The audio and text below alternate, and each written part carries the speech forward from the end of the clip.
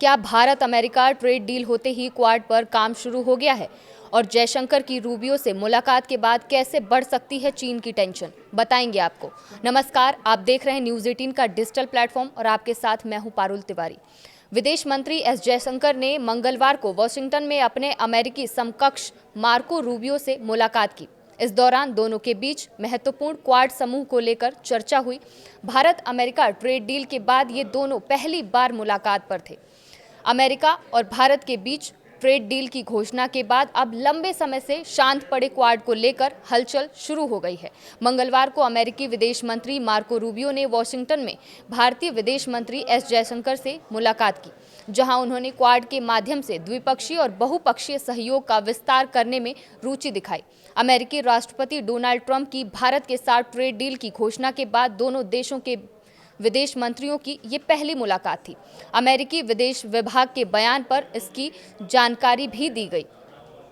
अमेरिकी विदेश विभाग के प्रिंसिपल डेप्यूटी प्रवक्ता टॉमी पिगोट ने कहा कि रूबियो और जयशंकर ने क्वाड के जरिए द्विपक्षीय और बहुपक्षीय सहयोग बढ़ाने की अपनी प्रतिबद्धता जताते हुए अपनी बैठक खत्म की।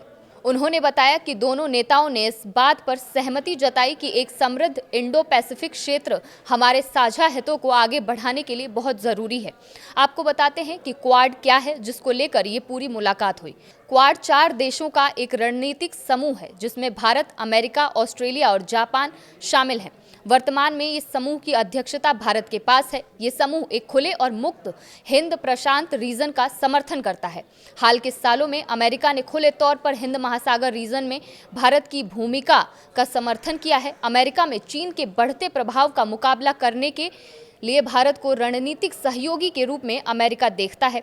विदेश मंत्री जयशंकर ने रूबियो के साथ अपनी मुलाकात के बारे में पोस्ट किया, लेकिन इसमें क्वाड के बारे में कोई जानकारी नहीं दी।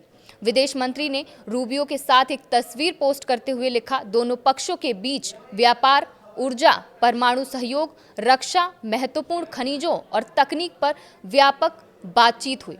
उन्होंने कहा कि वो साझा हितों को आगे बढ़ाने के लिए विभिन्न मैकेनिज्म की शुरुआती बैठक पर सहमत हुए हैं।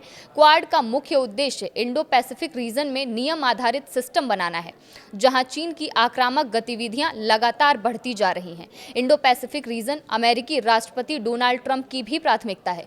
यही वजह है कि उन्होंने साल 2017 में अपने पहले कार्यकाल के दौरान क्वाड को फिर से शुरू किया था। इसके बाद आए बाइडेन प्रशासन ने इसे आगे बढ़ाया और शिखर सम्मेलन शुरू किया गया, जिसमें समुद्री सुरक्षा, जलवायु परिवर्तन से लेकर स्टेम फेलोशिप तक के एजेंडे शामिल थे।